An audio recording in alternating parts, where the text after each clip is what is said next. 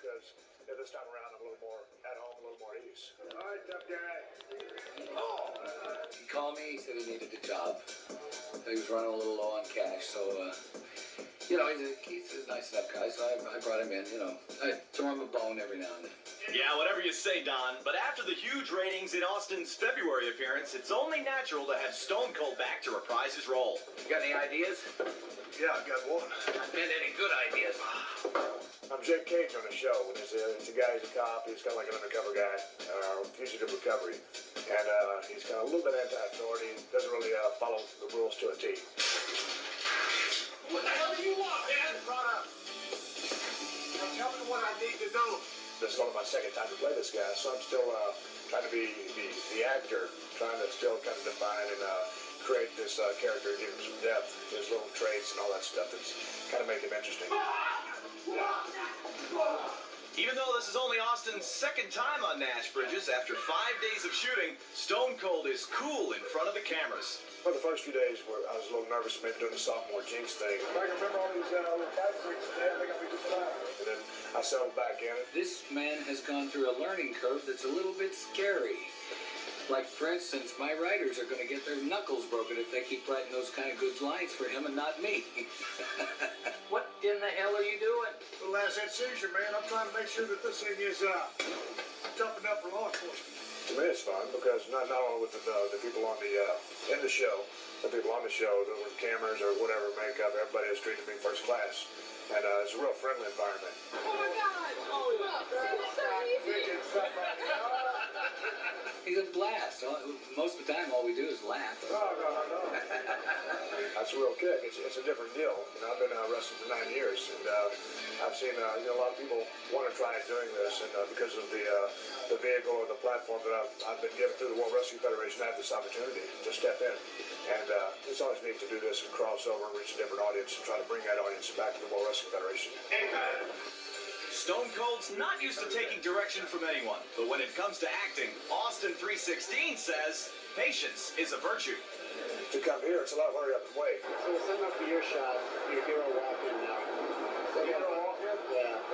You and Nash. We got about 10 minutes. Sometimes I get a little patient as far as waiting around, and the days drag out so long because of all the lighting and stuff like that. So, but it's always a learning experience. Hey, Wong, baby! So if this episode is another success, will Stone Cold be back again? I'm not making any promises. Depends on the kickback. You know what I'm saying, Steve? Again, catch Stone Cold on Nash Bridges this Friday. Check your local listings for time and channel. Imagine that. All right, Stone Cold Steve Austin. Stone Cold Steve Austin! I don't want to be Steve Austin. They say that rattlesnakes don't make good pets, but in the case of the WWF champion Stone Cold Steve Austin, the media has been charmed by this sidewinder.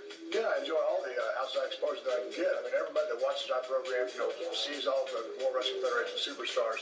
The way to break out of that and push out the envelopes is get the crossover vehicles. Stone Cold Steve 100 miles an hour. And Stone Cold gets to see that power firsthand, watching a successful qualifying run.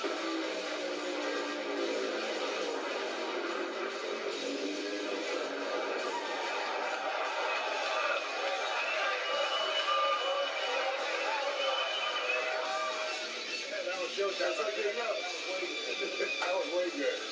That was blast. It's one thing to sit here and talk about the car and this stuff, but watch it blast down the track with your face on the hood. No, you got a Showtime deal. Whole different level. Welcome back to WWF Superstars. Here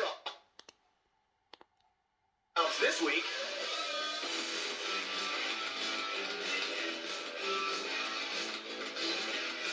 Welcome to the 1999 licensing show in New York City. Stone Cold and Deborah, just a few of the many WWF superstars stopping by the booth. This show attracts thousands of visitors and hundreds of exhibitors. And as Stone Cold and Deborah learn, you never know who you might meet. Mutant superhero. Is that what you are? Yeah, you know who I am, right?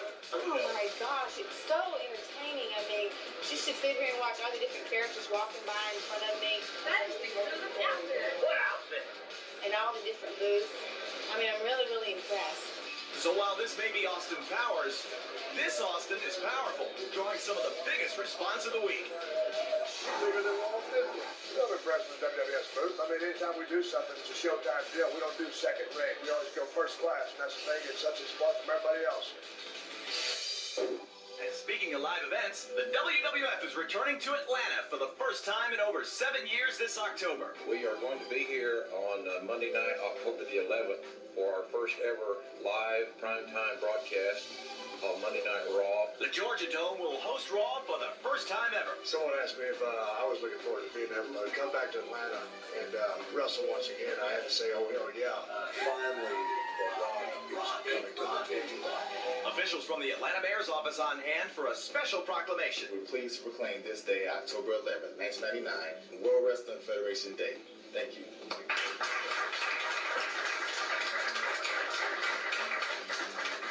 And look at the crowd that turns up on Friday to be the first to buy tickets. Plus, meet Stone Cold Steve Austin and The Rock.